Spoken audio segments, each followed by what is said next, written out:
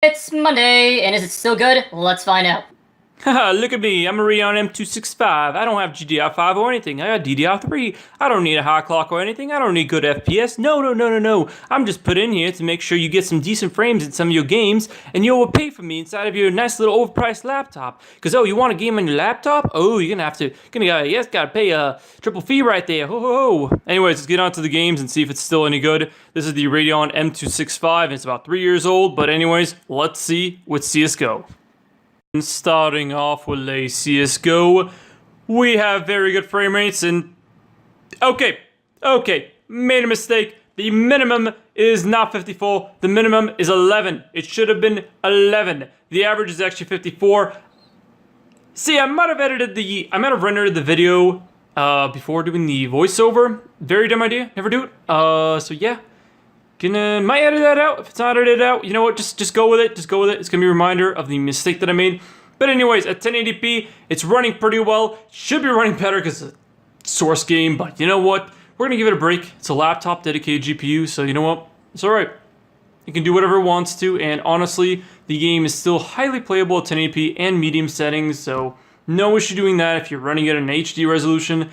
But when we go ahead and bump it down to late 720p and then max out the graphics, we get lower frame rates in the medium settings.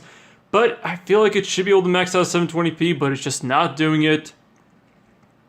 And honestly, it's whatever, you know, it just makes me kind of sad. But anyways, going on to Overwatch. Everyone's playing Overwatch. Literally everyone's playing Overwatch. All your friends are playing Overwatch. You want to play a different game with your friends? That's not going to happen because they're all playing Overwatch. Your father, your mother, they're all playing Overwatch. Overwatch. It's all everyone just plays nowadays. But let's talk about the FPS though. Let's not talk about the game. We should talk about the game and the FPS. So anyways, at 1080, 50% scale, the game is highly playable. It's not in the 60 FPS camp. So all you 60 FPS guys, no, it's only at 35. But you know what? Some people can play at 35, okay? Now, to make you guys happier, all you guys in the 60 FPS camp, when you drop it down to 720p and you're at medium settings, look at that, 57.7.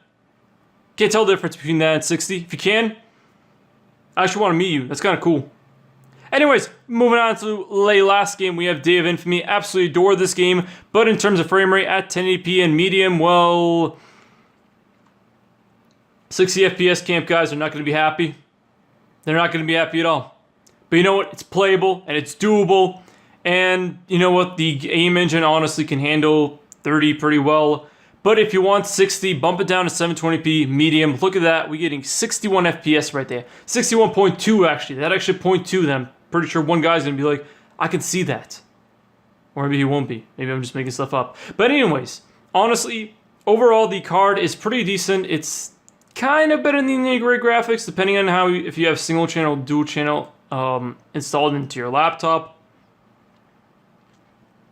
But to be honest, it's kind of decent. It's not that outstanding, and basically if you can find one of these old mid-range laptops cheap, you can definitely play a lot of modern games on it. I don't know if BF1 would run. I'm going to test that out maybe another time, but I didn't feel like it because it's not going to be pretty, let's just say that much.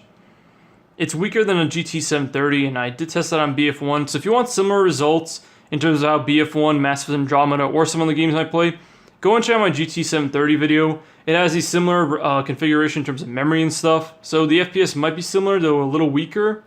And I'm pretty sure you can't overclock the thing. Even if you do try to, it's not going to do much of a difference. But anyways, honestly, it's an alright GPU. It's kind of nice having a dedicated GPU in a laptop to kind of offload the RAM. So it's not being like, you know, basically eaten up by the iGPU. But hey, it's pretty decent. And if you guys still have it or you want to use it, it's alright.